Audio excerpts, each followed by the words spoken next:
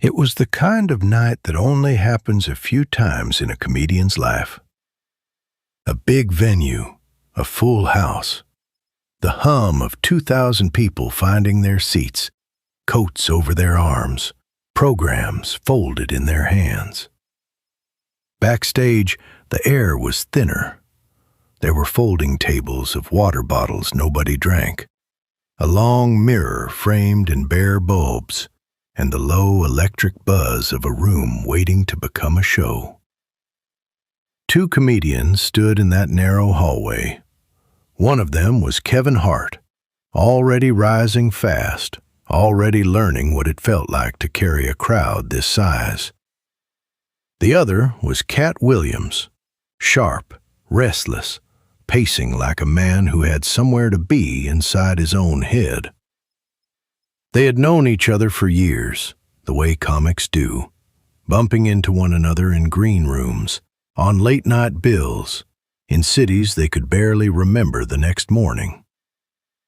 But this night was different, because minutes before Katt Williams was set to walk out under those lights, Kevin Hart stopped him.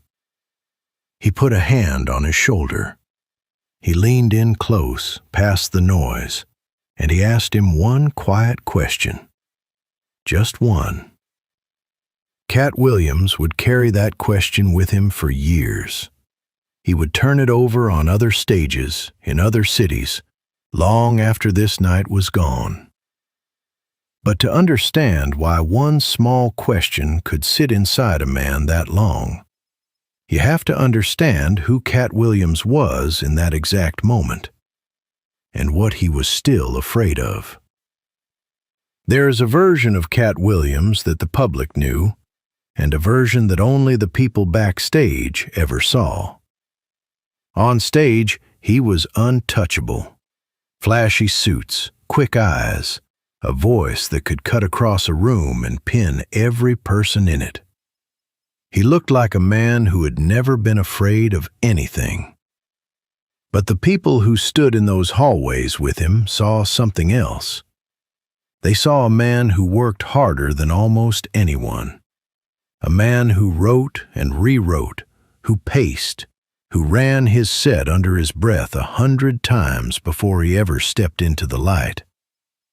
They saw someone who was quietly, relentlessly hard on himself. Katt Williams did not trust the easy laugh. He did not trust comfort. He treated every audience like they had to be earned all over again, from the very first second, as if the applause from the night before meant nothing at all. And that was his gift. It was the engine of everything he built, but it was also his weight, the thing he carried up every flight of stairs to every stage. Because a man who believes he has to earn the room every single second never lets himself simply stand in it. He never lets himself belong there. He never lets the moment breathe. He never trusts the audience enough to make them wait. On this night, in this venue, Katt Williams was about to walk out and do what he always did: win them fast, win them hard, never stop moving. And Kevin Hart, standing beside him, was about to ask the one question that could make a man like that stop, even if only for a second. By this point in his career, Katt Williams had already learned how to win a room. He knew the rhythm of it, the setup, the turn, the snap of a punchline landing exactly where he wanted it. He had spent years in small clubs, the kind with folding chairs and flickering signs, working late Tuesday slots for almost nothing. That was the era that built him, the early 2000s, a time when comedy still felt dangerous and alive, when the kings of comedy had shown a whole generation that a stand-up could fill an arena and say something true at the same time. Every young comedian in America wanted that. Most of them never got close. Katt Williams got close, and then he got there. But the thing about arriving is that it does not erase what you carried on the way up. And what Katt Williams carried was speed. He had learned in those small rooms that if you talk fast enough, if you never let the silence in, a crowd cannot turn on you. Silence to a comedian can feel like drowning. So he filled every second. Joke, laugh, faster, sharper, louder. He moved like a man who believed that the moment he stopped, the whole thing might fall apart. It was brilliant, it was electric, and it was also, in a way he had never admitted out loud, a kind of running. Kevin Hart had noticed it. He had noticed it for a long time. The minutes before a big show have a texture all their own. Out front, the lights dimmed and lifted, and the crowd noise rose like a tide against a shore. Backstage, a stage manager moved through the hallway with a headset and a clipboard, counting down in a low, even voice. 10 minutes. Then 5. Katt Williams was in his own world by then, pacing the length of the corridor, rolling his shoulders, mouthing lines only he could hear, his lips moving fast over words no one else was meant to catch. This was the ritual. This was how he armored up before the light took him. Kevin Hart watched him for a moment from a few feet away, leaning against the cold cinder block wall. He knew that look. He had worn it himself 1,000 times in 1,000 hallways just like this one. He could have said nothing. That would have been the easy thing. 2 comics, minutes before a show, each locked inside his own preparation, each protecting the fragile machinery of his own focus. Nobody would have thought twice about it. That is what most people do in that moment. They leave a man to his ritual. They respect the wall he has built.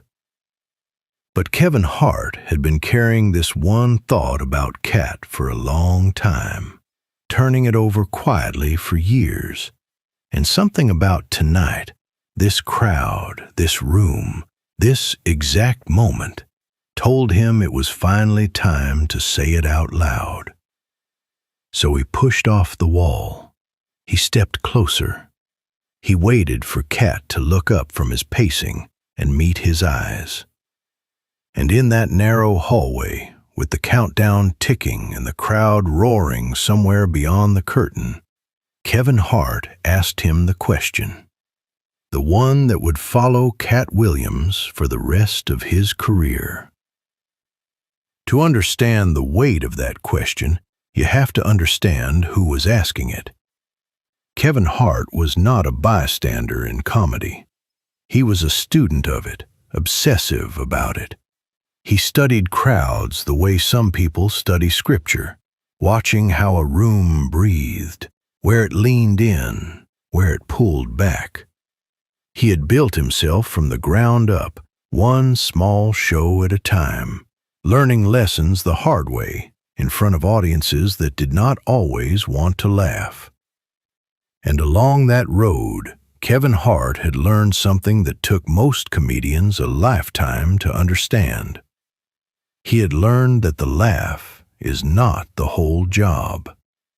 The laugh is only half of it.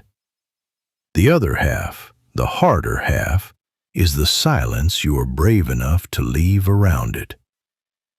Kevin Hart had watched Katt Williams for years, and he saw everything the crowd saw.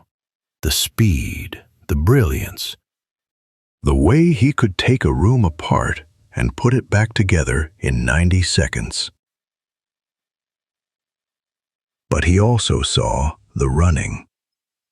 He saw a man who never let himself be still on a stage. And Kevin Hart understood something that most people around Katt did not. He understood that the very thing making Katt Williams great was also the thing holding him back from something even greater. It was not a criticism. It was closer to respect. It was one craftsman looking at another and seeing the one door he had not walked through yet. And that night, Kevin Hart decided to knock on it. Katt Williams walked out, and the room erupted the way it always did.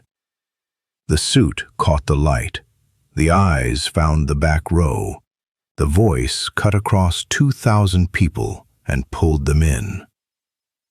For the first minute, it was exactly what everyone expected. Fast, sharp, relentless. And then, in the middle of a bit, something changed. He reached a line, a real one, a true one, the kind that has weight under the laugh, and instead of racing to the next joke, he stopped. He let it sit. He stood in the center of that enormous stage, under a single warm light, and he said nothing. 1 second, 2, 3. The room held its breath. For a comedian who never let the silence in, it must have felt like standing at the edge of a cliff. But the room did not turn on him. The room leaned in. 2,000 people waiting on one small man who had finally decided to let them. And when he delivered the next line into that silence, it did not just get a laugh. It got something deeper, that low, rolling sound a crowd makes when it feels seen. When it knows it just witnessed something real. Backstage, in the dark of the wings, Kevin Hart smiled. He had watched a friend walk through the one door he had been standing in front of for years. And out in that room, for the first time, Katt Williams let a crowd love him instead of chase him. Do you ever let them wait? That was the question. 5 words. Quiet. Almost gentle. Katt Williams stopped pacing. For a second, he did not understand it. Let them wait. He was a machine of momentum. Waiting was the enemy. Waiting was the thing he had spent his whole career outrunning. Waiting was drowning. But Kevin Hart did not let it go. He said it again, slower this time. The way you say something you actually mean. You go out there and you never stop. You never let them sit in it. You never let them miss you for a second. He tapped his own chest, right over the heart. The silence is yours too, man. Not just the laugh. The silence belongs to you as much as the punchline does. And then he said the thing that landed. The thing that went in under all the armor. You are so busy earning the room. You never let the room love you. Katt Williams did not answer. He was a man who always had an answer, fast, sharp, ready before you finished the sentence. But not this time. Because somewhere underneath all that speed, in a place he did not often visit, he knew Kevin Hart was right. He had spent his whole life running so that no one could ever catch the fear underneath.